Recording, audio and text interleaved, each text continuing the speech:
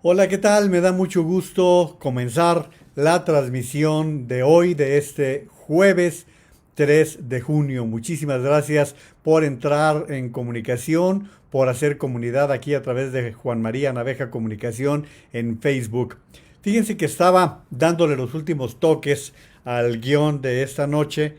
Traigo de hecho varios temas que van a ser muy explosivos porque hay detalles que nos muestran la tendencia de un gobierno que va siguiendo los pasos que han vivido otros países. Sí, lamentablemente hay que hablar de lo que ha vivido Bolivia, de lo que ha vivido Ecuador, lo que ha vivido Venezuela y que son todos estos detalles. Tengo ya de hecho parte de todo esto para poder analizarlo con ustedes en el curso de la transmisión. Hablar un poquito también del proceso electoral del próximo domingo, habida cuenta que nosotros estamos en Internet y que tenemos otro tipo de circunstancias dentro de la llamada veda electoral. Pero, híjole, si no fuera porque debo de guardar la compostura para no utilizar palabrotas, pero empecé a revisar las últimas notas informativas en el Twitter y de verdad que me encabrité.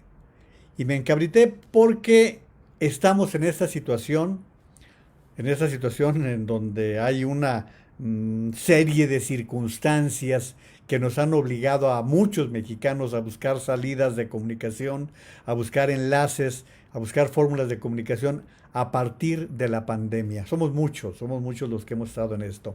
Somos algunos, no sé si en esto seamos muchos, que coincidimos en que México no debió registrar estos niveles de muerte, que México debió estar entre los países que con cierto orden no hubiese pasado de 15, 20, vaya hasta 50,000 muertos.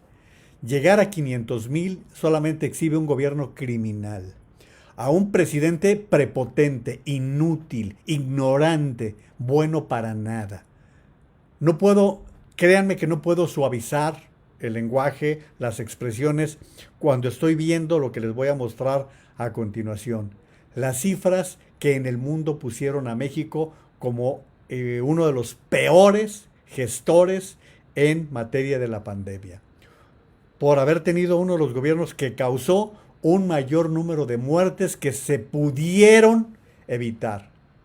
Muchos muertos que hoy estarían con vida si hubiésemos tenido las autoridades responsables, si le hubiéramos dejado la tarea, si el gobierno, no le hubiéramos, nosotros qué responsabilidad tenemos, si el gobierno le hubiese dejado la tarea a profesionales serios, capaces, experimentados como los que sí hay. México tiene epidemiólogos de primer orden. México tiene epidemiólogos que han sabido manejar pandemias, han sabido manejar epidemias en varias ocasiones. Yo les puedo asegurar que el creador del Seguro Popular, el doctor Julio Frenk, si el gobierno de México le hubiese pedido que viniera a coordinar la lucha contra el COVID-19, hubiese dejado la rectoría de la Universidad de la Florida, de la Universidad Internacional de la Florida, para venir a cuidar a sus conciudadanos, a sus paisanos. No tengo la menor duda de que un agente de ese nivel como Julio Frenk lo hubiera hecho. No tengo la menor duda de que si le hubieran pedido mayor colaboración al doctor Alejandro Macías, quien fue uno de los principales controladores de la H1N1, con gusto hubiera participado. No tengo duda que toda la comunidad científica se hubiera hecho una.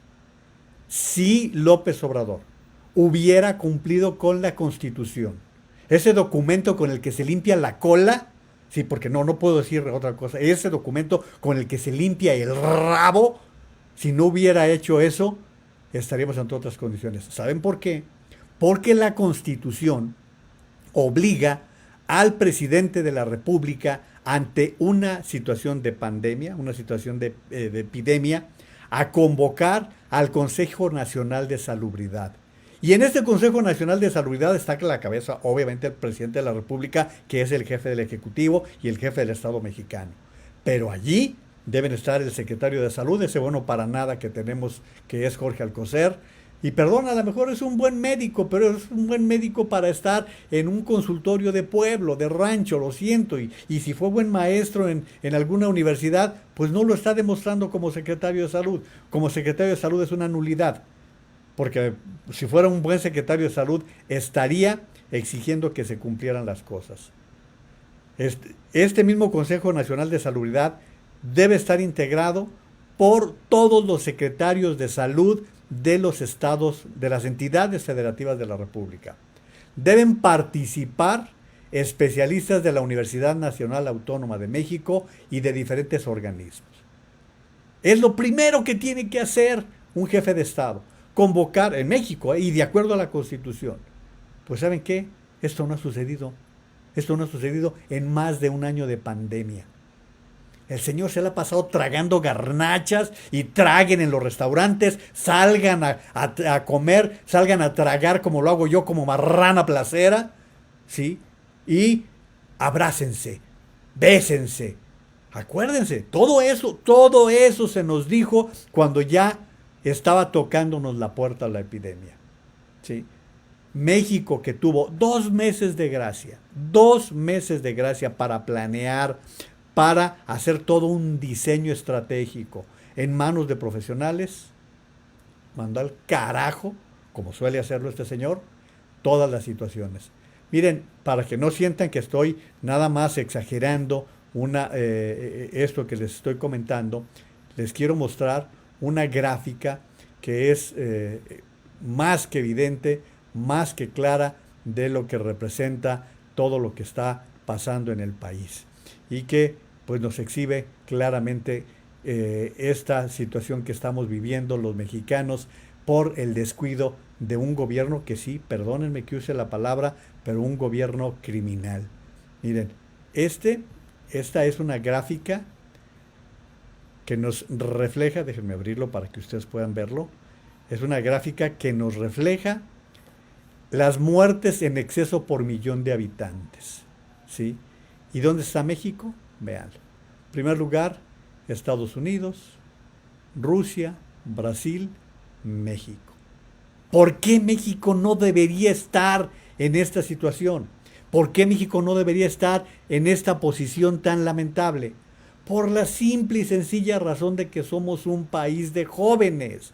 Y esta es una enfermedad que se enquista en las personas mayores, o se enquistaba, porque ya cambió todo esto, ¿sí? Este es el porcentaje de la población con 65 años o más, ¿sí? Esta es la realidad que hemos venido enfrentando.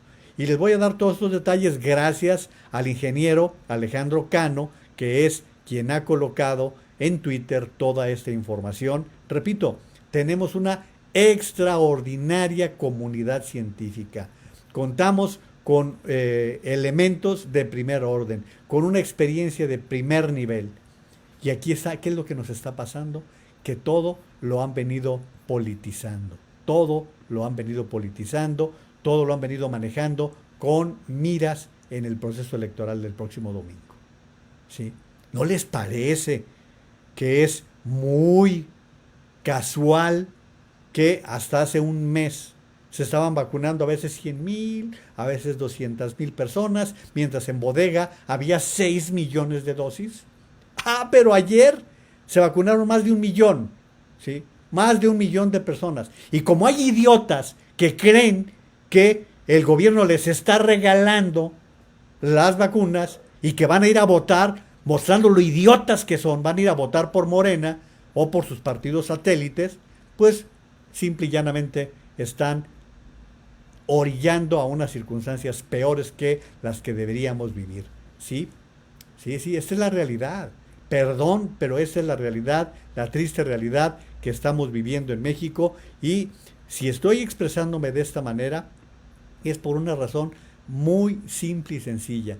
¿Cuántas personas tendrían que estar vivas todavía y que lamentablemente están muertas, perdieron la vida? ¿Cuántos hogares han mantenido un luto y no les importa? Como no les importa lo que pasó con el metro. Vean ustedes que dichoso presidente de la República el fin de semana se va de gira, ¿sí? Violando la Constitución otra vez, ¿sí? Porque va a ir a revisar el Tren Maya. ¿Quién lo para? Pues los únicos que podemos pararlo somos los ciudadanos. Pero si somos responsables y asumimos la conciencia de que quien nos está gobernando jamás debió llegar a la presidencia de la República. Jamás. Que vino a confirmar aquello de que era un peligro para México, nos lo ha venido a confirmar. Espero sus comentarios. Yo les voy a estar dando todos estos elementos y más. Y más porque hay muchas cosas que necesitamos, pues por lo menos ventilar ahorita que podemos. Porque si las cosas no nos van bien el domingo, pues quién sabe qué tipo de país vamos a tener después del 6 de junio. ¿Quién sabe? ¿Quién sabe? Yo había creído que pues había un margen mayor. No, no, no, no, no, no, no hay un margen mayor. Entonces voy a agradecerles mucho sus puntos de vista, sus comentarios, que compartan la transmisión, que me den sus puntos de vista y que compartan, como lo solemos hacer aquí en Juan María Naveja Comunicación, que inviten a otras personas para continuar con esto que venimos haciendo a través de esta vía. Pero voy primero con sus comentarios. Hoy no nos acompaña Maru, hoy nos está haciendo el favor Karenina de estar al pendiente de sus comentarios y voy a darle curso a todo esto. Marilú Campos Rico dice buenas noches Juan María, querida comunidad. Manuel Isea también nos da las buenas noches. Carmina Guerrero nos saluda también, dice buenas noches, mi admiración y respeto, gran trabajo, ellos están en Saltillo, Coahuila. Gracias Carmina. Nelly Juárez Pérez, también buenas noches. Dice Manuel, ¿qué madrina les puso Biden al señor de Palacio? Sí, claro, porque la respuesta que estaban esperando de Estados Unidos llegó de manera contundente. La vamos a platicar un momento más, Manuel. Joe Martínez, buenas tardes. El sol a todo lo que da, porque ella está en California. Rafa Dávila también nos dice, hola comunidad, muy buenas noches. Raúl Olvera Marín, gusto saludarlos, comunidad de Querétaro para todo México. Muchas gracias a ustedes que están participando. Y miren, voy a abrir el video para que ustedes puedan seguir lo que les voy a ir leyendo, que ha sido publicado por el ingeniero Alejandro Cano. Él es ingeniero químico y ambiental que estudió en el MIT, en el Tecnológico de Massachusetts y en la Universidad de California de Berkeley. Bueno, pues el doctor Cano nos dice lo siguiente. La Secretaría de Salud acaba de publicar, sin anunciarlo, fíjense, sin anunciarlo, la actualización de la estadística de exceso de muertes al 24 de abril. Estamos hoy estamos a 3 de junio, o sea que al 24 de abril. Total de muertes en exceso, 473,581. Ese es el exceso de muertes. Confirmadas por COVID y notificadas al 24 de abril, 214,853. El factor de subregistro es igual así, 473,581 entre 214,853, quiere decir que es igual a 2.20. Y nos muestra, aquí les enseño, aquí nos muestra la gráfica. ¿Sí? Vean ustedes, el verde más clarito son las muertes de 2015 al 2019, va subiendo la intensidad, ¿sí? Hasta que llega de funciones semanales esperadas, de funciones semanales observadas. Y aquí está el canal endémico y de funciones observadas entre el año pasado y el presente. Bueno, siguiente señalamiento que nos establece el ingeniero Cano. Perú actualizó esta semana la estadística oficial de defunciones por COVID-19 que publica diariamente para incluir las asociadas a COVID-19 tengan o no confirmación por laboratorio. Ahora su cifra oficial es mucho más cercana a la del exceso de mortalidad en ese país. Aquí tienen ustedes, eso es de Perú, ¿sí? Eso es de Perú y como pueden ver, con estas gráficas ya están muy cerca de sus niveles. Perú revisó las cifras oficiales de muertes de 180,000, que es el exceso de muertes calculado. ¿Sí? Esta es el comportamiento de acuerdo a la información de la Universidad Johns Hopkins. Esta es lo de Perú.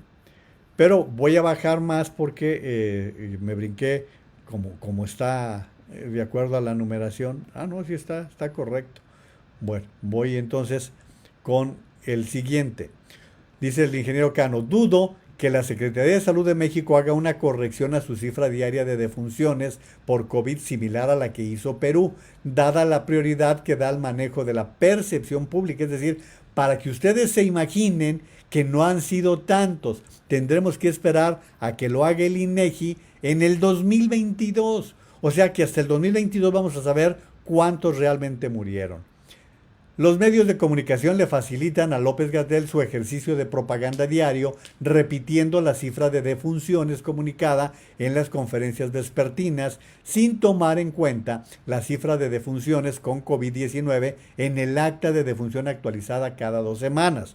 Y para que ustedes vean, les voy a compartir, déjenme cambiarme aquí un momentito, les voy a compartir lo que se informó hoy con López-Gatell con respecto a la información de López-Gatell. Aquí les voy a mostrar para que vean lo que dice el ingeniero Cano, que es la pura verdad. Hoy, ¿qué dijeron? México tiene en total 242 mil, aquí está mal, perdón, son los contagiados, 2.421.034 contagiados desde que comenzó. En las últimas 24 horas, 2.894. Y aquí está la cifra de muertos, 228.362. ¿Qué quiere decir? Que la Secretaría de Salud sigue sin actualizar el número de muertos que, de acuerdo a la revisión que se viene haciendo, tendría que estar mucho más arriba. ¿Sí? Pero eso sí, nos presumen que el 31 de mayo fueron nada más 61 y que el 30 de mayo nada más 52 los muertos. ¿Por qué? Pues porque la hemos controlado. No han controlado nada. Han hecho un desastre. Pero aquí tienen ustedes.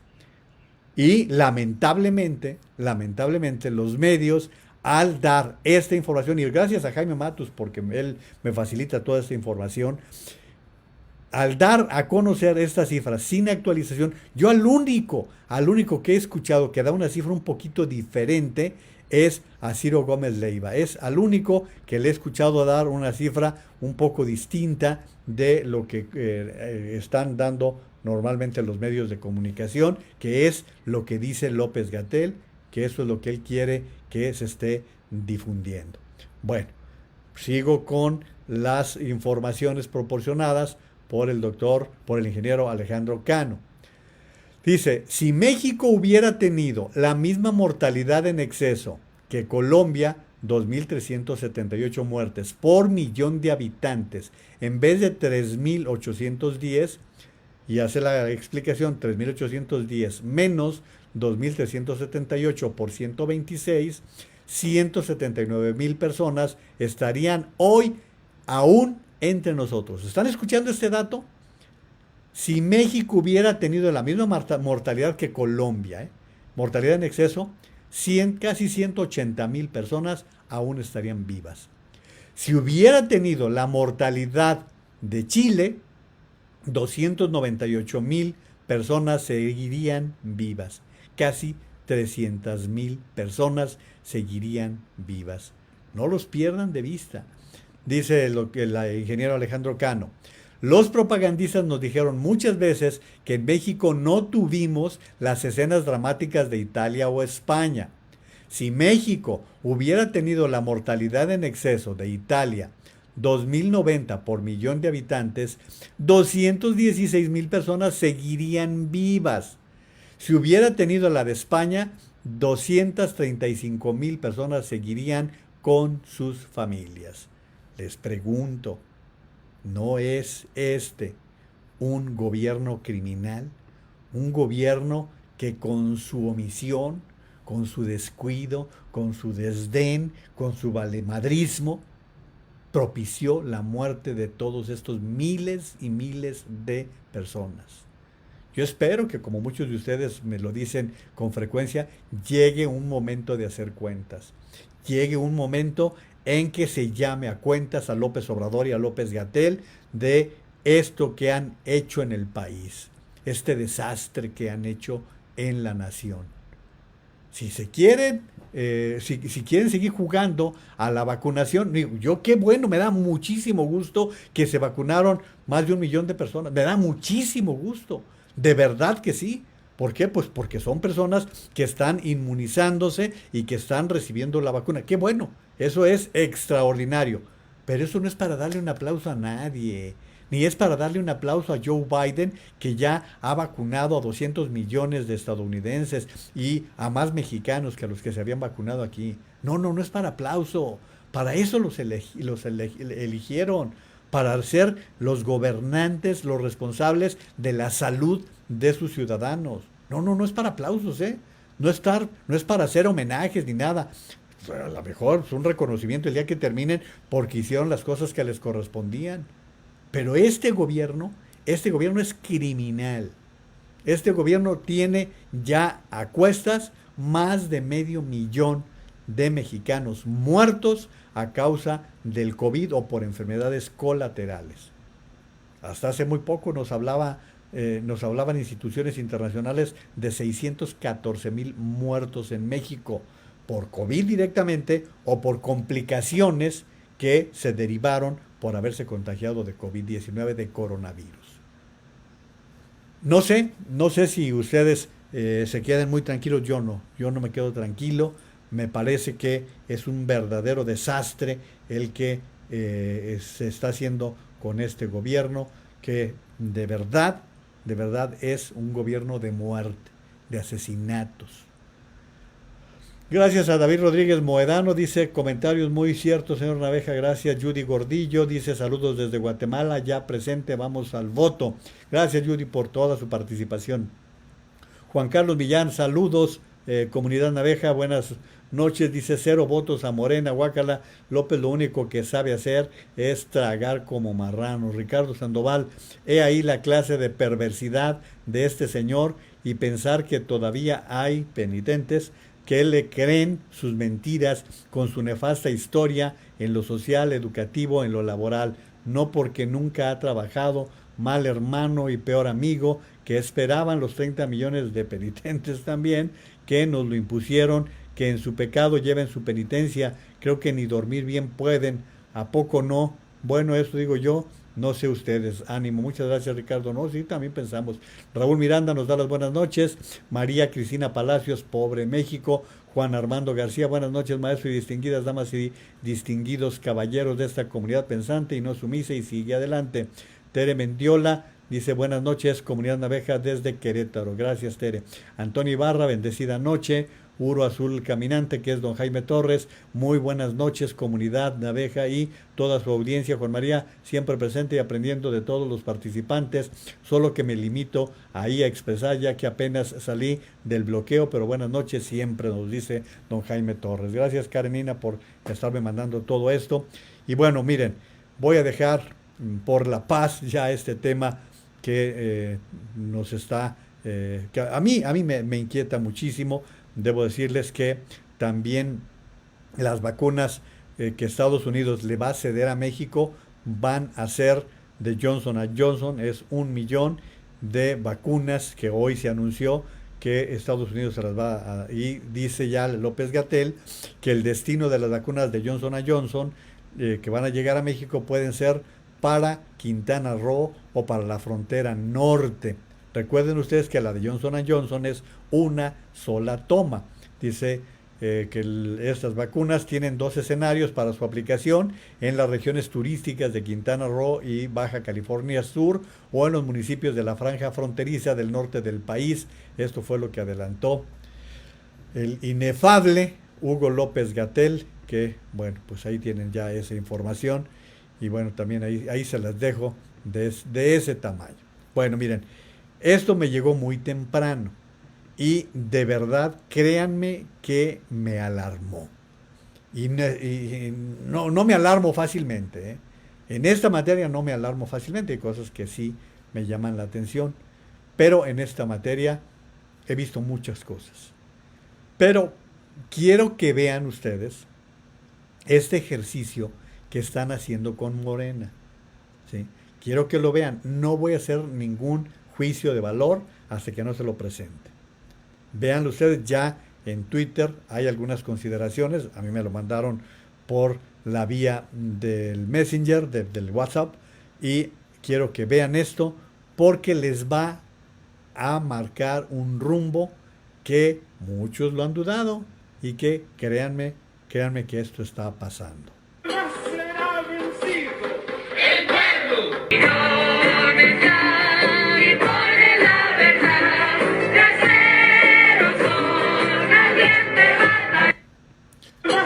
Ahí tienen y me gustaría recibir sus comentarios. Esto, evidentemente, por lo que ustedes ven y por lo que se escuchó al final, se grabó en Sonora, dentro de la campaña de Alfonso Durazo, quien es el candidato de Morena a la gubernatura del estado de Sonora.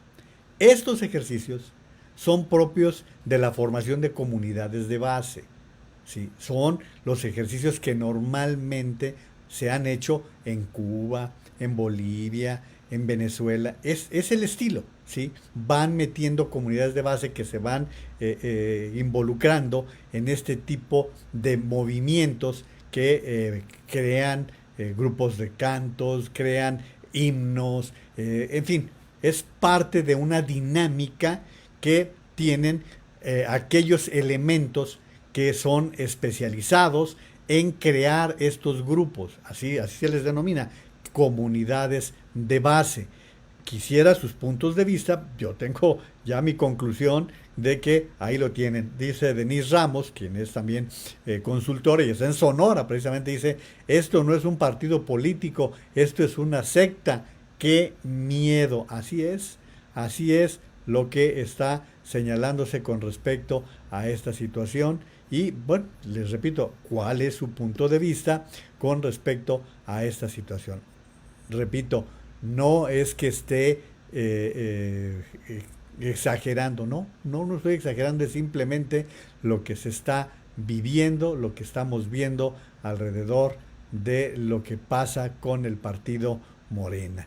Pero bueno, quiero mostrarles a ustedes también, hoy viendo el programa que graba en la CNN Andrés Oppenheimer, hay tres personajes que entrevistó y de los cuales les voy a presentar un fragmento de cada uno de ellos en este tema que estoy tratando con ustedes. Como saben, el próximo domingo hay elecciones presidenciales en el Perú. La elección presidencial en Perú es el próximo domingo y ya son de segunda vuelta. Los finalistas son Keiko Fujimori, ¿sí? La hija de Alberto Fujimori, el expresidente peruano, y Pedro Castillo, un maestro de corte socialista que incluso viene de los grupos de Sendero Luminoso, el grupo terrorista Sendero Luminoso, son los dos finalistas. ¿Sí? Pedro Castillo ha encabezado la candidatura, perdón, la elección desde el principio, desde la primera vuelta ha estado al frente, ¿sí? Y conforme se ha acercado el final de la segunda vuelta, Keiko Fujimori se ha ido acercando. Hasta esta semana la diferencia ya era de 4 o 5 puntos y no se sabe qué vaya a pasar el próximo domingo cuando vayan a las elecciones los peruanos. Bueno, Andrés Oppenheimer entrevistó a Álvaro Vargas Llosa, hijo del escritor Mario Vargas Llosa.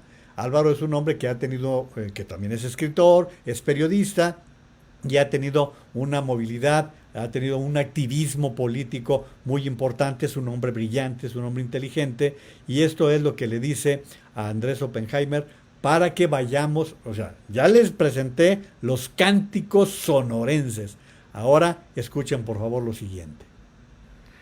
Vamos directamente a Álvaro Vargas Llosa. Álvaro, gracias por estar con nosotros. Álvaro, Pedro Castillo va arriba en la mayoría de las encuestas. ¿Qué se sabe de Pedro Castillo? ¿Quién es? ¿Y hasta qué punto es cierto la afirmación de su rival, de Keiko Fujimori, de que si gana Castillo, Perú se va a convertir en un país comunista? ¿Cómo no, Andrés? Gracias por la invitación. Mira, Pedro Castillo fue el líder de una facción del sindicato de maestros que en el año 2017 dirigió una huelga. No fue cualquier facción, fue una facción integrada por miembros de Sendero Luminoso, que tienen ahora un organismo de fachada que se llama Movadef.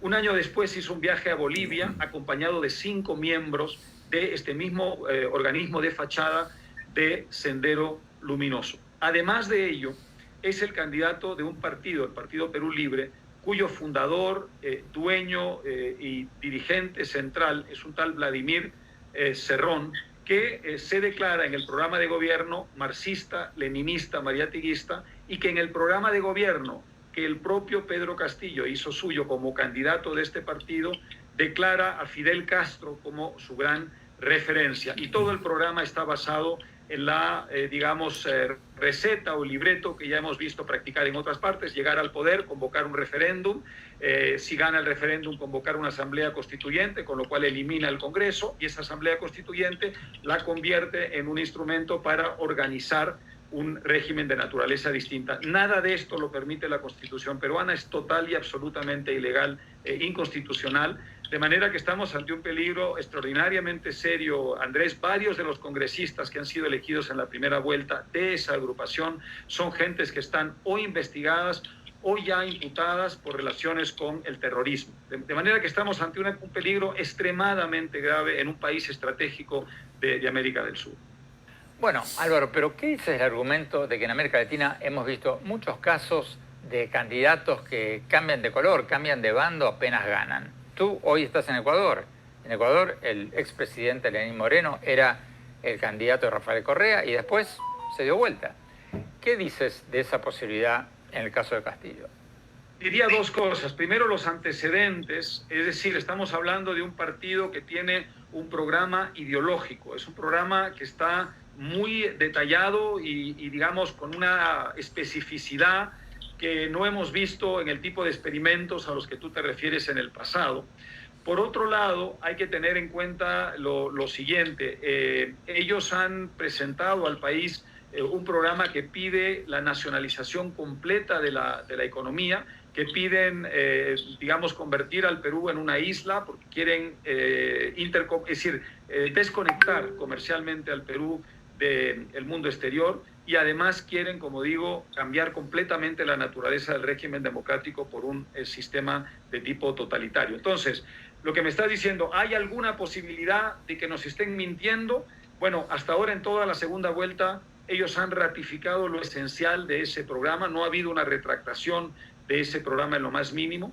Y yo lo que recuerdo muy bien, Andrés, en todas las experiencias anteriores, desde luego la de Hugo Chávez en Venezuela en su momento, pero también la de Correa en Ecuador y también la de Evo Morales en Bolivia, es que ese tipo, digamos, de programa o ese tipo de plataforma electoral siempre conduce a lo mismo, conduce a que en una plena luna de miel, con una enorme popularidad, se venga ese huracán populista que les permite cambiar la naturaleza del régimen.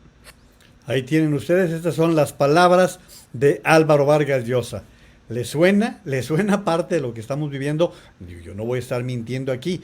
Dentro de todo esto debo reconocer que López Obrador ratificó el Tratado de Libre Comercio con Estados Unidos y Canadá. Hasta allí debo decirlo, debo señalarlo, pero también hay que decir que está dentro de la estatización, condenando a que todo el sector eléctrico, todo el sector energético del país pase a manos del Estado, lo cual marca un derrotero que no es nada saludable para el futuro del país. Entonces, ahí está, ahí tienen ustedes a lo del Perú.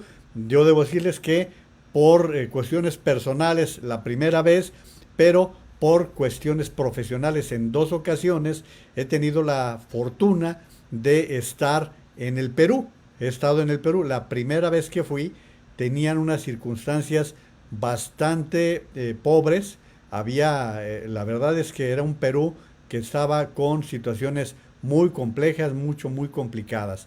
Bueno, pero eso es lo que me tocó vivir en mi primera visita al Perú. Después, en las 2 siguientes, el nivel de vida de los peruanos había mejorado considerablemente. Eso es lo que me tocó vivir y también debo decir, es un país que ha tenido 4 presidentes en menos de 4 años. Uno de ellos se suicidó, todos estos envueltos en los problemas de corrupción. Les estoy dando pros y contras, pero todo lo que se está mencionando por especialistas. Sé que no son los que les gustan a los morenistas, que Álvaro Vargas Llosa y su padre Mario Vargas Llosa no están entre sus simpatías. Tampoco está aquí, les voy a presentar a continuación, que es el escritor, el historiador Enrique Krause, quien también fue entrevistado por Andrés Oppenheimer con respecto a estas situaciones. Y déjenme ponerlo aquí para adelantarme y darles algunos comentarios antes de seguir con el tema de lo que está sucediendo en el continente. Ya me recetó Karenín un montón de comentarios. Graciela Anaya Castillo, bien dicho, señor Naveja, un saludo desde Querétaro. Víctor Manuel Tejeda, saludos comunidad y maestro Naveja, el inútil Mesías sigue actuando como al inicio de la pandemia, diciendo que no pasaba nada, ahora dice que México está en paz y feliz. Así está él. Karinita Guadalupe Pardo, en mi familia ya van 5 que fallecen. Es lamentable todo lo que está pasando, pero si no asumimos y no hacemos conciencia sobre lo que está pasando a nuestro país, se lo va a llevar el carajo.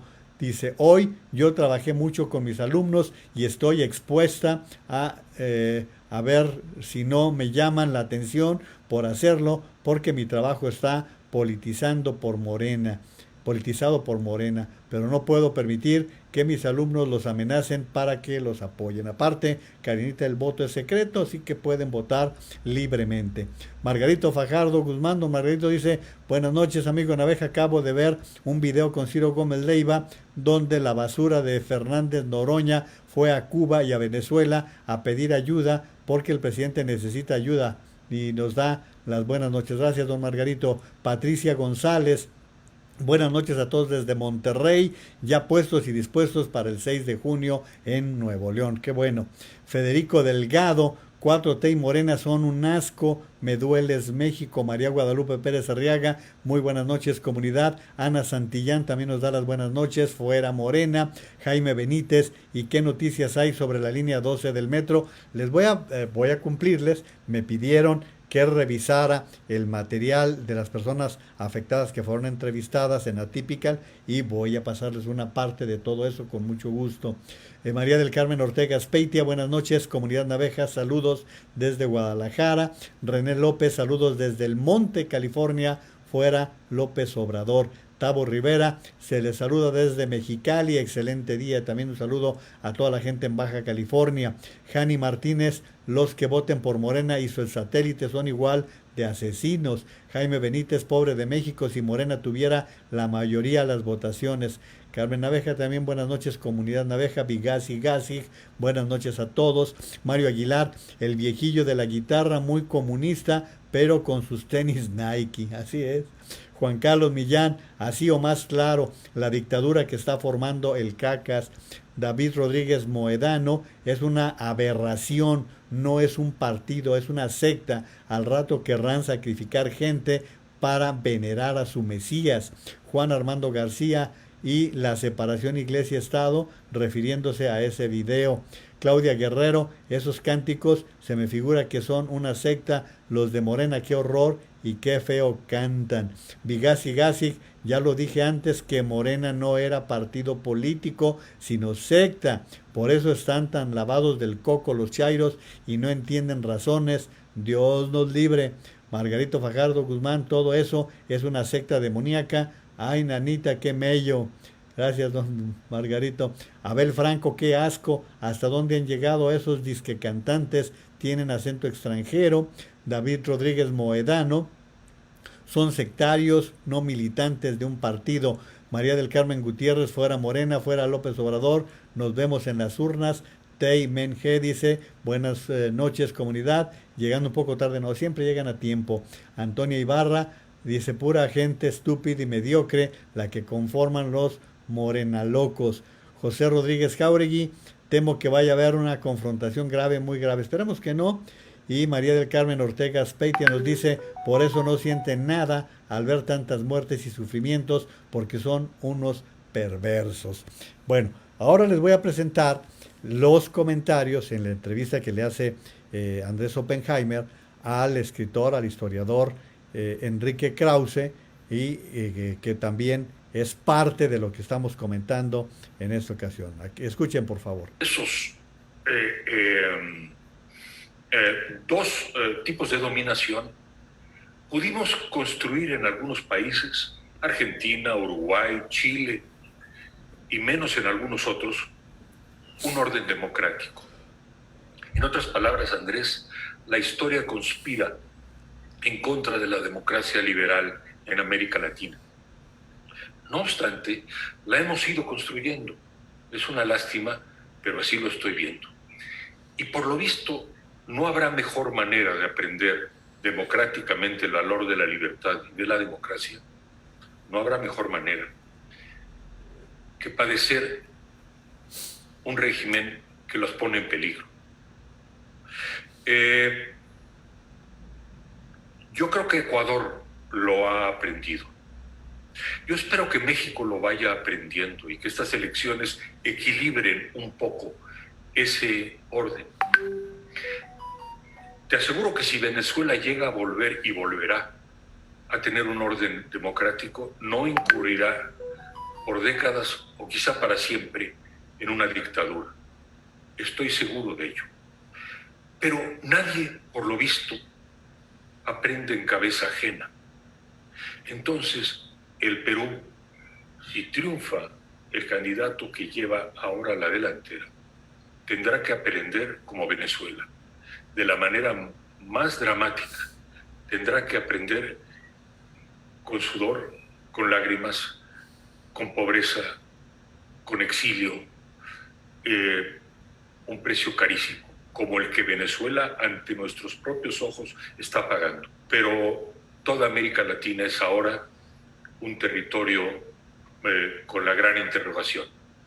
Ahí tienen ustedes, esas son las palabras del historiador Enrique Krause, que obviamente no le cae bien a López Obrador, porque fue él quien en 2005 hizo aquel ensayo titulado El Mesías Tropical.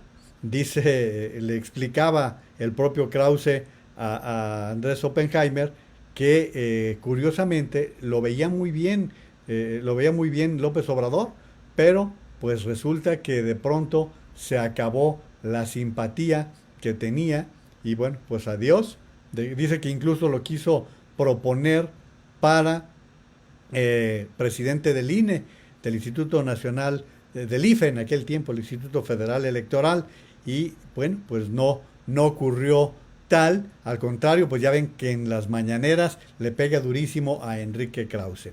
Miren, esto que está diciendo Enrique Krause nos está ya perfilando a los riesgos que tiene el Perú si el domingo gana Pedro Castillo. Ya les platicaré, ya les diré el próximo lunes cuáles fueron los resultados en la elección del Perú y pues confiemos en que de verdad es un hermosísimo país, sí, es un país bellísimo en términos generales y además se lo pasa uno bastante bien. O sea, es una experiencia increíble ir a Machu Picchu. Es claro que es maravilloso. La ciudad de Lima, salvo porque tiene mar, es muy parecida a la capital de la República Mexicana. Ustedes están en el centro de Lima y sienten que están en México, es muy parecido. Es un país de verdad que ha estado saliendo adelante. Alguna vez veía una entrevista con uno de los chefs peruanos que han ido impulsando la comida peruana, que hoy está muy de moda en el mundo, ¿sí? Y decía él, dice, ¿cuándo empezamos? Cuando dejamos de avergonzarnos de ser indios peruanos. Dice, en el momento en que asumimos el gusto por nuestras tradiciones, fuimos colocando a la comida peruana en el sitio que hoy tiene en el mundo, porque es vasta.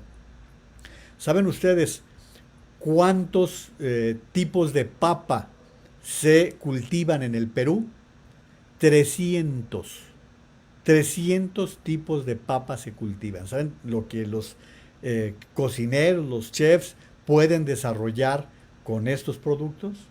¿Sí? Es, de verdad, les repito, es un país hermoso, es un país que vale mucho la pena y que yo espero que no le vayan a dar al traste, que no sea el próximo Venezuela, el próximo Bolivia. Pero les quiero presentar ahora una fraccioncita para que vean ustedes los problemas que tiene hoy Colombia, que ustedes saben está enfrentando situaciones dramáticas. Andrés Oppenheimer entrevista a la vicepresidenta con funciones de canciller, Marta Lucía Ramírez, quien habló acerca de la situación, del caos que ha estado viviendo Colombia. Por abusos policiales. Hace poco, 50 congresistas demócratas le pidieron al secretario de Estado Anthony Blinken que se retire la ayuda de Estados Unidos a la policía colombiana. ¿Usted reconoce que han habido abusos policiales en Colombia o no? En primer lugar, Andrés, muchísimas gracias por esta oportunidad de compartir con la opinión lo que está sucediendo en Colombia. Nosotros tenemos un momento muy difícil realmente como consecuencia de muchas crisis que está viviendo nuestro país, al igual que el resto del mundo, quizás en Colombia más acentuadas. Hemos tenido la crisis de esta pandemia, un año en el cual cerca de 9 meses estuvo cerrada la economía. Mucha gente perdió empleos, muchísima gente realmente se empobreció, muchísima gente se empobreció. En segundo lugar, la crisis derivada de un huracán que vivimos en San Andrés, en donde prácticamente se destruyó esa isla de Providencia y una parte del archipiélago. Y esto ha generado unas enormes pérdidas, enormes costos, una gran frustración para el pueblo colombiano. En tercer lugar, obviamente toda esta crisis económica derivada de la pandemia, pero también la crisis social, la pérdida de vidas que ha sido muy dolorosa para nuestro país y sobre todo este temor, la incertidumbre de los colombianos frente al futuro. En cuarto lugar, Andrés, lo que significa una migración venezolana que hemos acogido con gran solidaridad, con gran compromiso, pero son 2 millones de personas que realmente han llegado a nuestro país y a los cuales estamos procurando darles el acceso a todos sus derechos, igual que lo hacemos con cualquier colombiano. ¿Cuál es la... Ahí tienen, esta parte es la que quería que escucharan. Cuando la vicepresidenta Marta Lucía Ramírez explica los factores que están pasando en este momento en que han tenido movilizaciones, protestas, ha estado una situación muy difícil el último mes Colombia, pero ese dato, 2 millones de venezolanos, pues obviamente son vecinos, ¿sí? Y muchos venezolanos han migrado a Colombia para buscar mejores condiciones de vida, para buscar empleo, para buscar comida. Han sido muchos, 2 millones. ¿Sí? Imagínense lo que representa que de buenas a primeras te caigan 2 millones nuevos de ciudadanos. Lo que esto implica para cualquier país. Y les puedo decir que por cuestiones, y aquí se la debemos a Daniel Iboscus, todos los consultores de la Cumbre Mundial de Comunicación Política, que hemos estado en varios países de América y hemos podido estar observando. ¿Sí? Colombia es uno de ellos, en donde hemos estado, yo he estado por lo menos los últimos años 2 veces en Colombia, pero también en el Perú, en Ecuador, y son países en donde hemos visto cómo el movimiento de los venezolanos se va dando incluso hasta Brasil, ¿sí? Que se están buscando mejores condiciones de vida, que es otra vez la causa de gobiernos populistas, de gobiernos que lo único que producen son pobres y que le dan al traste a los países. Y quiero mostrarles toda esta situación. Ya les mostré 3 ejemplos de voces que son autorizadas, calificadas. A lo mejor hay a quienes el caso de Krause no les caiga bien, yo lo respeto mucho, me parece una de las mentes luminosas de México. Él tiene en su haber, no sé, 50 o más libros en los cuales siempre ha procurado hablar de democracia. Es un autor que sus obras lo avalan como un hombre que desde, como él mismo dice, desde la época del 68 en el movimiento estudiantil hasta nuestros días ha trabajado con obras muy importantes que han contribuido al desarrollo del país. Entonces, pues por eso les quise compartir esta serie de comentarios. Nos dice el Pollo Ramírez, buenas noches comunidad Naveja, mueven las emociones con esos ejercicios porque el razonamiento no les da. Aida Hernández, señor Naveja, si Morena pierde la mayoría, ¿se reduce también el financiamiento a ese partido? Sí, por supuesto. Recuerden ustedes que es proporcional al número de votos que reciben. Carlos Medina, en la alcaldía Venustiano Carranza están muy activos en el adoctrinamiento para apoyar a la 4T y a AMLO. Hay varios tianguis en donde todos los puestos tienen propaganda de Morena. Carlos, recuerden ustedes que siendo jefe de gobierno, López Obrador empezó a crear todos estos grupos porque les dieron todo. Les dieron las facilidades para llenar las calles. ¿Se acuerdan de las panteras? Aquellos taxis piratas, todo eso que vino a complicar la vida de la Ciudad de México.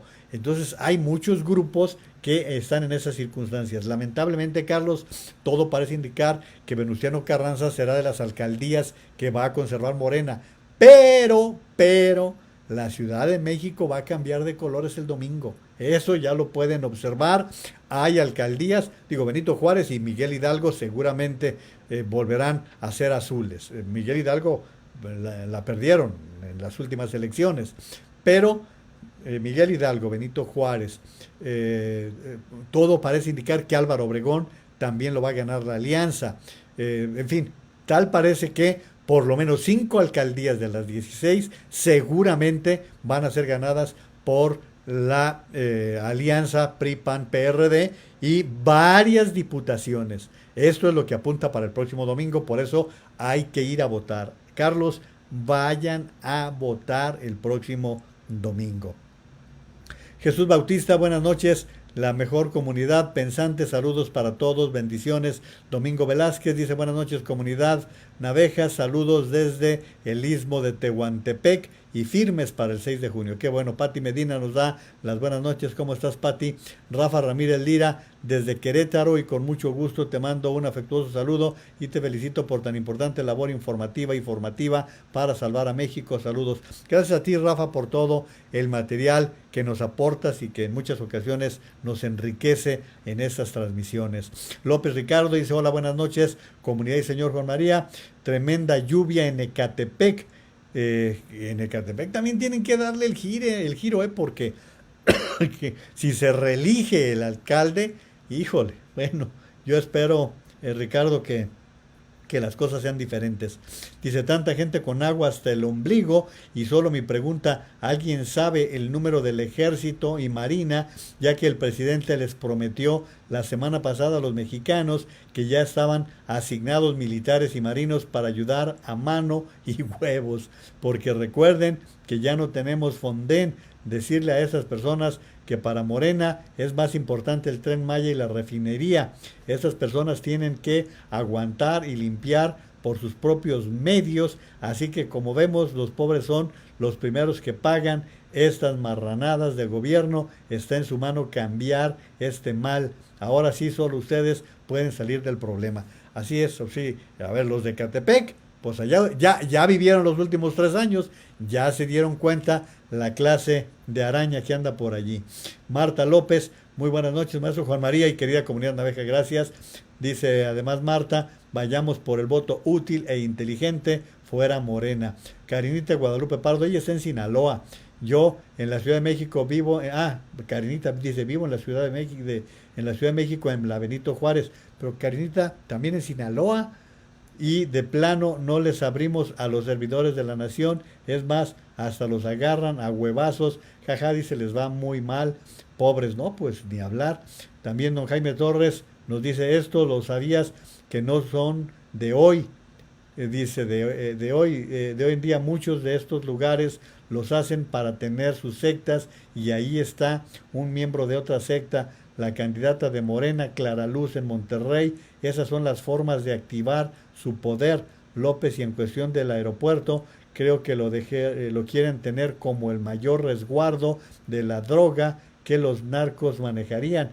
ya que es el lugar más seguro para transportarla con la misma Guardia Nacional y es la mayor seguridad para los patrones del caca, es mi opinión. Gracias por su comentario, don Jaime. Maru Ramírez dice, la peor crisis que vamos a vivir será para no salir a votar para sacar a Morena. O sea que ya llegaste a Hermosillo. Muy bien. Rubén Rubio, señor Naveja, un saludo desde Tijuana y San Diego, California. Recordemos el 3 de mayo y el trágico suceso el día 6 de junio cuando vayamos a votar. Ni un voto para Morena. Recordemos decirle al Cacas que él es el número 1 en el dedo medio de la mano. Ahí está ya el comentario de don Rubén Rubio. Y bueno, ustedes me pidieron que presentara algunos comentarios de la gente que ha vivido la tragedia del metro en carne propia. Y sí, la verdad es que debo decirles que hay personas que tienen sus comentarios. Miren, estos son cosas que rescaté de las producciones que ha hecho Atypical TV, que es el canal de Carlos Alarraqui, y que vale la pena que los compartamos.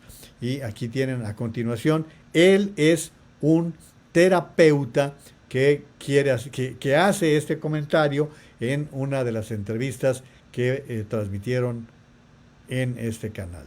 Tú veniste desde lejos porque nos escribiste diciéndonos que tú querías participar. Sí. ¿Por qué?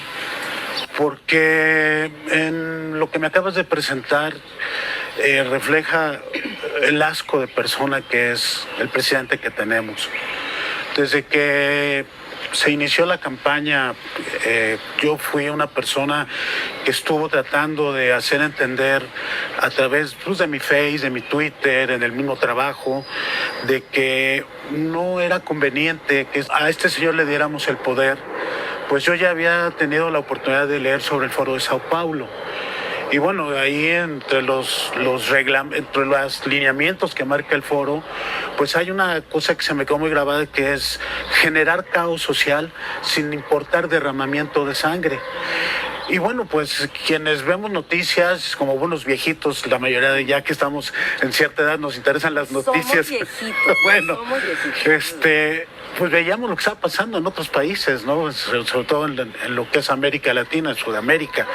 Entonces, era obvio o era previsible que esto se fuera a reflejar en este país, que si bien yo llevo 60 años viviendo en este país, soy mexicano de nacimiento, si bien no es un paraíso, fue durante todos estos años que yo tengo uso de razón, un país de oportunidades.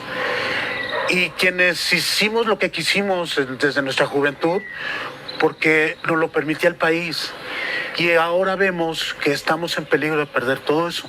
Entonces yo insistía mucho sobre todo con los jóvenes. Me preocupan los jóvenes porque creo yo, no he encontrado a nadie de los comentaristas que hablan de política, de los críticos, de los politólogos, que se refieran a los jóvenes y que hagan conciencia en ellos, porque como ellos no vivieron la época de los 70s, de Echeverría, de López Portillo, de ese populismo, que ese nacionalismo camuflajeado porque no nos llevó a nada, teníamos inflaciones de 2 hasta de 3 dígitos llegamos a tener, y los jóvenes no vivieron esa época, vivieron la época que están viviendo ahorita, que precisamente después de 30 o 35 años logramos empezar a salir a flote. Los jóvenes actuales, yo he platicado con muchos, tengo muchos pacientes de los llamados millennials, donde me enfurece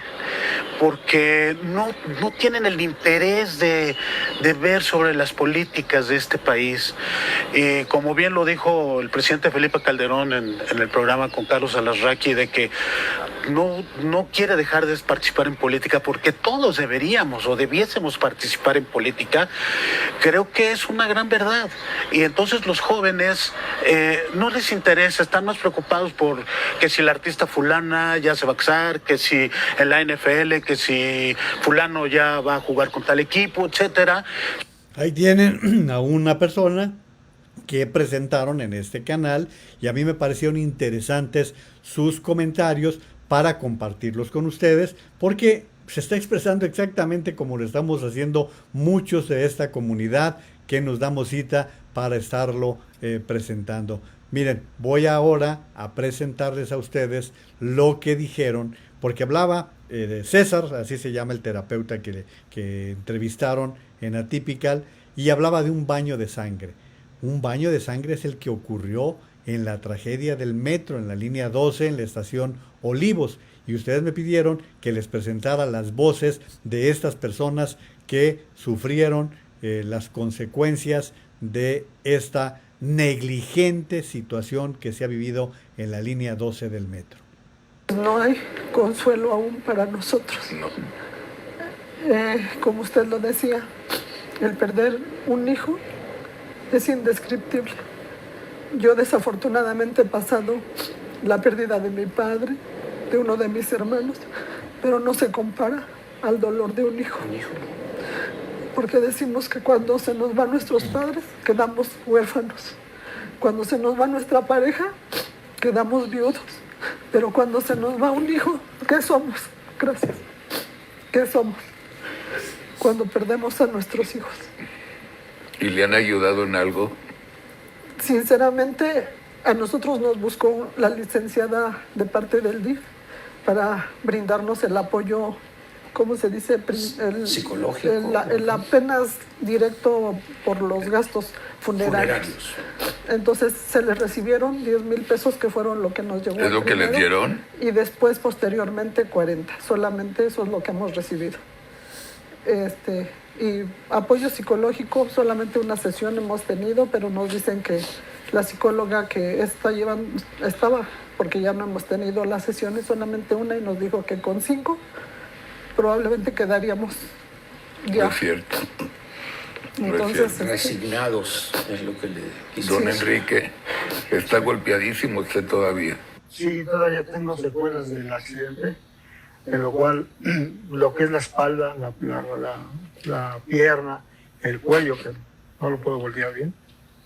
Y en base a esto, me cae muy de extraño de que, a pesar de tanta entrevista el día del accidente, comenten o digan que posiblemente yo no estaba ahí. Sí, yo fui de los primeros que pudo salir, gracias a Dios, con mi propia mano, así como otros que ya no he vuelto a ver dónde quedaron. Y realmente el gobierno nunca se acercó a mí. En el momento me dijeron que no tenía gran cosa y que me podía ir a la casa. No, dice, usted está bien, le checamos. No, está bien, no lo necesita. No, usted quedó muy bien, ya, me des todo lo que me hacían. Y pasaba otro paramédico, pasaba el de la Cruz Roja.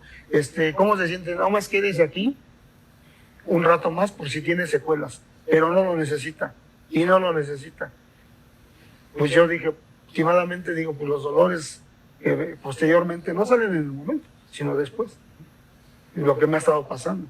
Y aún así, con tanta entrevista y preguntas a los paramédicos, no es que no tiene usted nada, vamos por otros. Usted no tiene nada, usted espérese, aquí me jalaban para allá, me jalaban para acá, me jalaban para todos.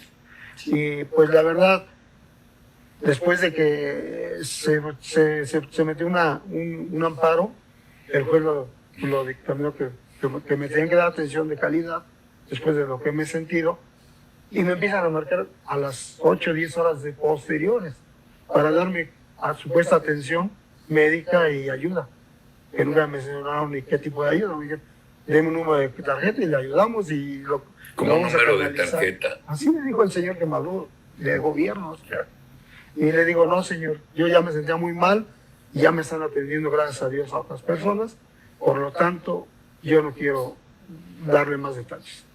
O sea, porque si no, gracias por las personas que me están dando el apoyo, créanme que ahorita yo estoy sin dinero, que no he podido trabajar, no sé si pueda trabajar, y ya me están haciendo estudios médicos, porque ya los están haciendo. Porque sí, lo que más me extraña es lo psicológico, como decían los señores. ¿Quién no lo va a curar? Porque es algo que se queda. No lo están para saberlo. Cuando son 3:30 de la mañana que yo llegué a su casa, y diario, de ese día para acá, diario yo despierto 3:30, 3:40, 3:30. Y pensando, y que por qué, y nunca me dieron la atención médica que yo requería. Don Enrique, ¿y hoy cómo anda de salud? Pues me siento con el cuerpo un poco cansado, me siento adolorido, de repente la moral se me baja demasiado. Ahí tienen ustedes estos testimonios de las personas que vivieron y sobrevivieron a la trágica situación que pasó en la estación Olivos del metro. Hagan un recuento, así bien sencillito, sin muchas complicaciones.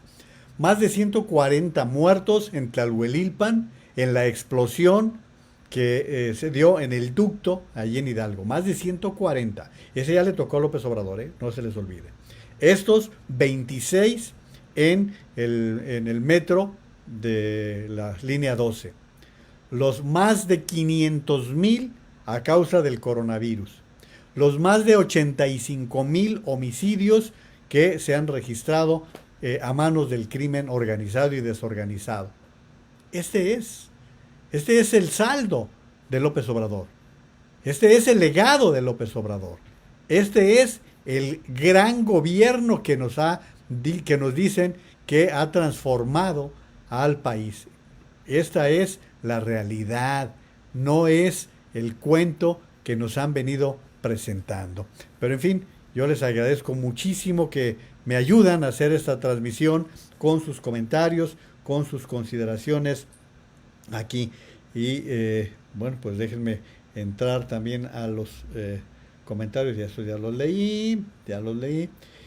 Dice, hasta aquí me quedé. Mayela Ituriría Alvarado, señor Naveja, porfis, un saludo para mi nieto Tadeo, ya está desesperado. Tadeo, ¿cómo estás? Un gran saludo de parte de tu abuela. Yo sé lo que significa estar cerca de los nietos, es una de las experiencias más maravillosas, así que atender a Tadeo también. Muchos saludos, Tadeo, que te vaya muy bien y que te chiquee mucho tu abuela, así que, o tu abuelita, como le digas, o tu nana, o como le digas, cada niño bautiza al abuelo como le da la gana. Octavio García, saludos desde San Miguel de Allende, Guanajuato, excelente programa. Carla Paricio Chávez, buenas noches a todos. Gracias, Carla, y mucha suerte porque va a ser funcionaria de casilla. Carla será funcionaria de casilla y pues va a estar por allí para encargarse y tendrás una nueva experiencia en tu vida, mi querida Carla. Bueno, el trabajo de los diputados, ¿en qué consiste? Miren, quiero compartirles algunas cosas que también nos van a permitir dar una visión de las responsabilidades que deben tener aquellos que vamos a elegir el próximo domingo. Esto lo elaboró el equipo de DICES y que creo que nos da orientación acerca de la labor de los legisladores. El trabajo de las y los diputados federales incide en nuestra vida más de lo que pensamos. En la Cámara de Diputados a nivel nacional se deciden temas como presupuesto, derecho a la salud, derecho a la educación, derecho al medio ambiente sano, entre otros temas de vital importancia para la sociedad. ¿Conoces a las personas candidatas que quieren representarte en tu distrito? Regularmente existe poca información sobre las y los aspirantes que buscan este cargo. Sin embargo, conocerlos es importante y necesario. Cuando te visiten en tu casa, exige a las personas candidatas su información. Con este objetivo, creamos la página congreso2021.mx. En esta página, las y los aspirantes deben subir sus datos personales más importantes. Queremos saber dónde estudiaron, a qué se dedican, cuál es su historial laboral, cuántos años tienen viviendo en el distrito que quiere representar, si tienen antecedentes penales y más información relevante. Ellos están buscando un empleo y la ciudadanía es la encargada de dárselo. Súmate al llamado y contribuye a que las personas candidatas sean más transparentes. Solo así podremos exigir que los dichos se conviertan en hechos.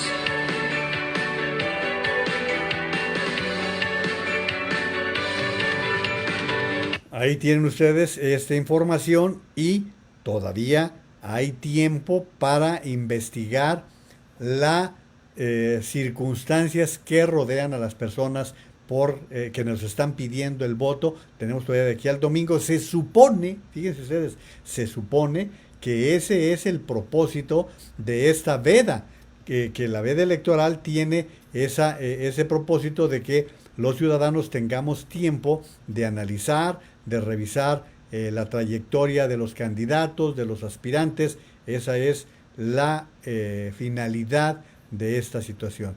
Porque miren, quiero presentarles algo que ha estado circulando, que se refiere a un candidato de Morena, que es el candidato de Morena al Ayuntamiento de Guadalajara. Ha estado circulando mucho. Nada más déjenme localizar dónde está ese video, a ver si lo tengo todavía. Porque no es este. Majestad. No, eso es otra cosa. Esto es de Cantinflas, imagínense ustedes qué cosa es. Pero bueno, total, se ha dado mucho comentario con respecto a la visita que hizo el candidato de Morena al Ayuntamiento de Guadalajara y que estuvo con los de la Luz del Mundo. Se ha comentado mucho esta situación y bueno, pues total, es parte de los asuntos que vale la pena revisar antes de que vayamos a entregar nuestra votación. Esa es una de las principales acciones que tenemos que hacer, revisar cuál es la trayectoria de quienes nos están pidiendo el voto. En fin, voy ahora con otros temas que, miren, les estaba hablando con respecto a la situación que está predominando con la política. El maestro José Antonio Crespo dice, Congreso dividido, dice, los obradoristas señalan que un Congreso dividido en realidad no garantiza un contrapeso al poder, pues el PRI y el PAN siempre fueron juntos. No necesariamente, aclara. A Zedillo el PAN le echó abajo una reforma eléctrica. A Fox el PRI no le aprobó su reforma fiscal. Y a Calderón le frenó una reforma energética. El PAN no aprobó la reforma fiscal con Peña y el PRD no votó por la reforma energética. La realidad es más compleja de lo que muchos suponen. Así es que precisamente ese es el equilibrio que da una Cámara de Diputados que está equilibrando a los demás poderes. Dice el maestro Sergio Negrete Cárdenas, vota por alguien que no podrá votar el domingo, por alguien que murió por los programas cancelados o acciones criminales de AMLO y Morena, entre muchos, una mujer de cáncer, un hombre con COVID, una mujer en el metro, un hombre sin medicamentos, una mujer sin atención hospitalaria. Cuando vayas a votar, acuérdate de todo eso. Creo que será muy importante según lo que está recomendando el propio maestro Sergio Negrete. Miren, ayer Carlos Loret escribió un artículo que a mí me pareció muy interesante. Lo tituló Mientras más se acerca la elección, más vacunas ponen. Este marzo, reunido con banqueros en Acapulco, el secretario de Hacienda Arturo Herrera presumió la vacunación en México. Estamos estimando que para mayo se habrán aplicado 80 millones de dosis en nuestro país, prometió. Terminó mayo y no sucedió. Van 30 millones de dosis aplicadas, menos de la mitad de lo que el gobierno ofreció. El presidente y los suyos han usado obscenamente las vacunas con fines políticos. Desde un inicio, varios candidatos de Morena fueron evidenciados en videos de redes sociales atando la vacunación a una dádiva presidencial, un beneficio de votar por Morena. Lo que primero hacían en secreto, ahora lo hacen abiertamente. El fin de semana, al vacunarse, la jefa de gobierno de la Ciudad de México, Claudia Sheinbaum, de plano agradeció a López Obrador. En esa ruta se han portado los de su clan. Si se analizan las cifras de vacunación diaria, el asunto es aún más escandaloso. Conforme se ha ido acercando la fecha de la elección del 6 de junio, el gobierno ha redoblado la vacunación. Esto no tiene que ver con las vacunas disponibles, para nada. Hace 3 meses existían 4 millones de dosis en bodega. Cualquier día, es decir, no se registraba una baja vacunación porque no hubiera vacunas. El asunto es que no las aplicaban, las estaban poniendo a mucha más gente, a mucha mayor velocidad, coincidentemente conforme se acerca la cita con las urnas. Si usted revisa los datos oficiales de la Secretaría de Salud que se presentan en las conferencias nocturnas sobre COVID y se actualizan y revisan todos los días, podrá detectar fácilmente lo siguiente. Cuando empezó marzo, no pasaban de 100,000. No pasaban de 100,000 personas vacunadas al día. A inicios de abril, el promedio era abajito de 300,000 personas al día. Ya para el cierre de mayo, a una semana de las elecciones, el promedio está prácticamente en 500,000 diariamente. En marzo, casi cualquier día que usted escogiera, México tenía en la bodega 4 millones de vacunas sin aplicar. Para abril, cualquier día había 5 millones de vacunas en la bodega. En mayo, 6 millones. Es decir, no era un problema de que no hubiera vacunas. Era que no las estaban poniendo. Ahora sí las están poniendo. Claro, la elección es el domingo. Lo que les decía, ayer fueron 6 millones de personas las que fueron, 1 millón de personas, 6 millones en esas nos viéramos, 1 millón de personas las que fueron vacunadas. Y bueno, pues para que tengan más elementos, esto que les voy a presentar a continuación lo titula Dices, el rey de la opacidad, y les da también algunas orientaciones. Desde que era jefe de gobierno, Andrés López mantiene doble bandera, la de transparencia en el discurso y la opacidad en la práctica. En su gestión en el Distrito Federal se creó el andamiaje de transparencia con muchos obstáculos. Su gobierno impugnó la ley y quería quitarle dientes al Consejo. No lo logró, pero recortó su presupuesto. También se reservó información pública que por presión mediática se tuvo que abrir a la ciudadanía. Fue el caso del segundo piso del periférico. Pusieron candado a los contratos millonarios por 10 años, pese a que prometieron estarían en Internet. Desclasificaron los documentos, pero han estado ocultos desde entonces. Además, reservó por 10 años el gasto que realizó la administración capitalina en publicidad en 2004. Ya en la presidencia de México, la transparencia y la rendición de cuentas tampoco ha sido el fuerte de su gobierno, pues se siguen ocultando contratos, al grado de que este gobierno lleva un récord de miles de expedientes que se niegan a transparentar. ¿Es neta? Pero López Obrador se llena la boca cuando dice parte esencial de la democracia es la transparencia, y ha sido uno de los políticos más opacos desde que estaba en la Ciudad de México, como lo está señalando este mini reportaje de Dices, que nos permite pues ver simplemente qué es lo que está pasando. Bueno, recuerdan ustedes que López Obrador ha estado criticando la labor de Mexicanos Unidos contra la Corrupción, un organismo civil que ha hecho un gran trabajo, tan gran trabajo que fue el que descubrió lo de la estafa maestra en el sexenio de Enrique Peña Nieto, pero él dice que está realizando una labor política. Bueno, pues eso fue lo que estuvo señalando, y estuvo insistiendo a como diera lugar todo que Estados Unidos, que tiene un área que aporta recursos a los periodistas para combatir la corrupción. Mandaron una nota diplomática a la Casa Blanca en la cual le pedía una explicación, y en la semana dijo que no había recibido una respuesta y hasta se enojó, y hubo un reportero que le dijo, bueno, y ahora que reciba a la vicepresidenta se lo va a reclamar. Dijo, no, ella viene a otra cosa. Sí, así se le hace, ¿verdad? Así se le hace. Bueno, pues hoy la Casa Blanca no le contestó directamente a Andrés Manuel López Obrador por qué apoya con dinero a las organizaciones civiles. Se lo contestó de la siguiente manera. Les va a parecer a ustedes muy interesante la respuesta que dio la Casa Blanca.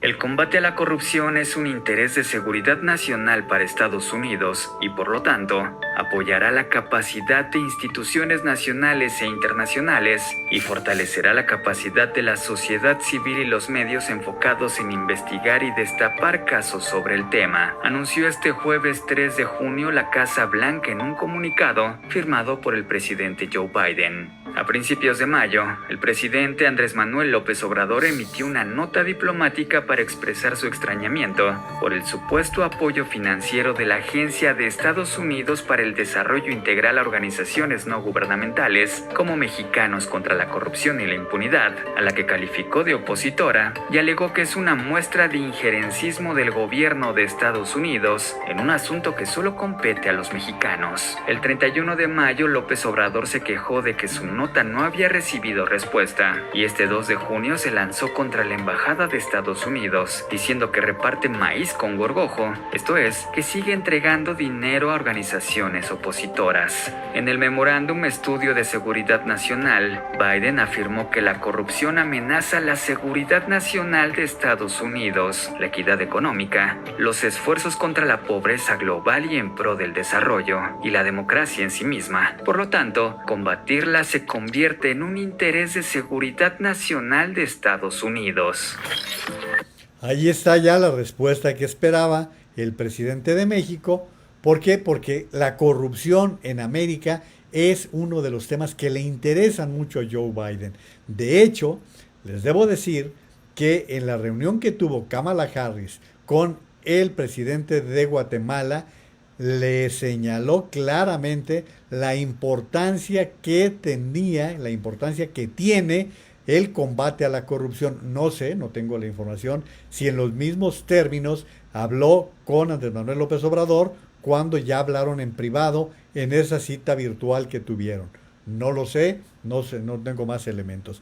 Oigan, hoy el portal de La Silla Rota está difundiendo, aparecen empresas de bienes raíces y transportes a hijos de Alfonso Durazo, el candidato de Morena a la gubernatura de Sonora.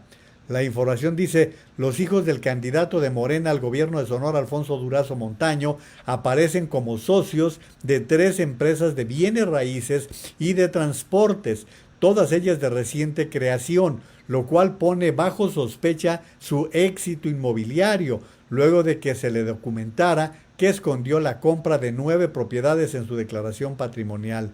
El hijo del candidato de Sonora a la gubernatura por Morena, Alfonso Durazo, de nombre Alfonso Durazo Chávez, aparece junto a su yerno Jesús Martínez Ibarra como socio de la firma inmobiliaria Duma LLC con sede en Arizona. La firma dedica a bienes raíces y está fundada el 23 de octubre del 19. Tiene entre su catálogo de propiedades inmuebles en Oro Valley, por hasta $927,200, así como propiedades en Tucson, Arizona. En otra empresa denominada Wave Particle Transport, también aparece el hijo y yerno de del candidato morenista a Sonora, así como su hija María Durazo Chávez, también como socia. La firma también tiene domicilio en Tucson, Arizona. Esa es información que yo supongo los sonorenses tomarán en consideración el próximo domingo, si es que están llegando con estos datos, con estas informaciones. Y ahí les va otra. ¿Saben cuánto ha aumentado el gasto de las Fuerzas Armadas en el gobierno de López Obrador? Un 20%. Según revela el economista, en solo 2 años, el gasto que se destina a las actividades militares en México pasó de 118,000 a 140,000 millones de pesos, lo que representa un incremento del 20% de acuerdo con la más reciente actualización del Índice de Paz México. El impacto económico de las políticas públicas y programas para contener la violencia en el país avanzó 2.3%, lo que se explica fundamentalmente por el gasto ejercido en las Fuerzas Armadas y no en sistemas de prevención, seguridad pública, sistema de justicia o protección ciudadana. De hecho, el gasto en este último rubro se ha recortado 31% desde 2015. Está maiceando, como dirían por allí, López Obrador está maiceando a las Fuerzas Armadas para sus propósitos, ya lo hemos comentado en otros momentos y en otras ocasiones. Miren, y antes de irme quiero comentarles que dentro de todo esto que les he señalado, de lo que significa los gobiernos populistas, los gobiernos como son los que se están fraguando en el Perú. Hoy Raimundo Riva Palacio escribe en el periódico, esto lo estoy tomando del periódico El Informador: la transformación emprendida por el presidente López Obrador se asemeja, guardando las proporciones, al espíritu que animó la revolución cultural de Mao Zedong, un movimiento político, social y cultural enfocado a erradicar de la sociedad china las influencias capitalistas y su pensamiento burgués, neutralizando a contrarrevolucionarios y revisionistas al tiempo de ir construyendo una persona nueva. López Obrador quiere erradicar todo el pensamiento neoliberal y sus políticas antisociales que lastimaron a quienes menos tenían en beneficio de una minoría, por lo que se ha propuesto destruir a los heraldos de este modelo, demoliendo el edificio institucional que construyeron. Como Mao, López Obrador quiere volver todo cenizas para reconstruir una nueva patria, borrando el pensamiento neoliberal y su cultura que dice se centraba en los privilegios y la corrupción, restableciendo las costumbres y las tradiciones que afirma traicionaron. Para alcanzar su objetivo, Mao ordenó el aniquilamiento físico de sus opositores, mientras que López Obrador ha dispuesto el aniquilamiento social de quienes se le enfrentan o lo critican en el patíbulo de las redes sociales. Lo de Mao era una dictadura, lo de López Obrador es el autoritarismo populista que ha avanzado en el mundo en los últimos 3 lustros. Ahí tienen ustedes, pues así abrimos y así estamos cerrando la transmisión de esta noche para que ustedes tengan todos estos elementos. Dice Carlos Medina: hay un axioma en la política que reza: hay que hacer obra porque siempre sobra.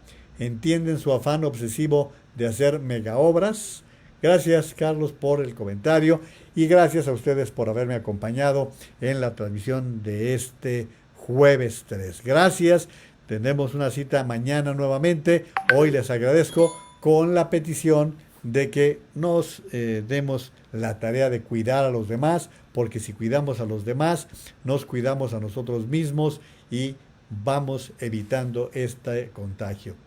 Ya lo hice personalmente, ya lo hice también en la televisión. El saludo para mi amigo, el periodista Raúl Frías Lucio, por el fallecimiento de su señora esposa. Y pues lo hago de esta manera común, porque hay gente de Guadalajara y de otras latitudes que conoce el trabajo periodístico de Raúl Frías Lucio, quien es el director editorial de Mega Noticias TVC. Ya estuve por allí con él, pero quería hacerlo también a través de esta vía, a través de esta red social. Les recuerdo la importancia de vacunar a los niños contra la polio, contra el sarampión. Cuídense mucho, por favor, que Dios los bendiga. Hasta la próxima.